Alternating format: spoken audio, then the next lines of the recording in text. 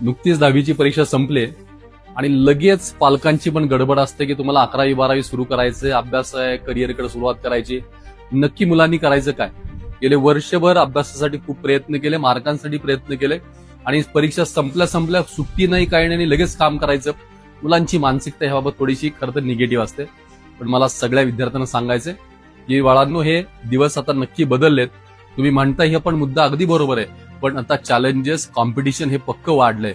आपण जर वाट बघत बसलो तर आपल्या बरोबरचे आपले कॉम्पिटिटर आपल्यापेक्षा नक्की 2 पावलं पुढे जातील आणि उद्या तुमची स्पर्धा वाढू नये म्हणून आम्ही सगळे गडबड करत असतो की लवकर सुरुवात करा, काही सगळ्यांच्या पुढे राहाल. स्पर्धेसाठी नाही, मार्कांसाठी नाही, पण आपण कुठेतरी चांगलं सिद्ध करण्यासाठी आपल्याला थोडी 2 पावलं आधी आणि लवकर सुरुवात करणं आवश्यक आहे. सुरुवात लवकर करा, यश नक्की प्राप्त होईल. म्हणून सुट्टी वाया न घालवता करिअरचा स्टार्ट आपल्याला करायला पाहिजे.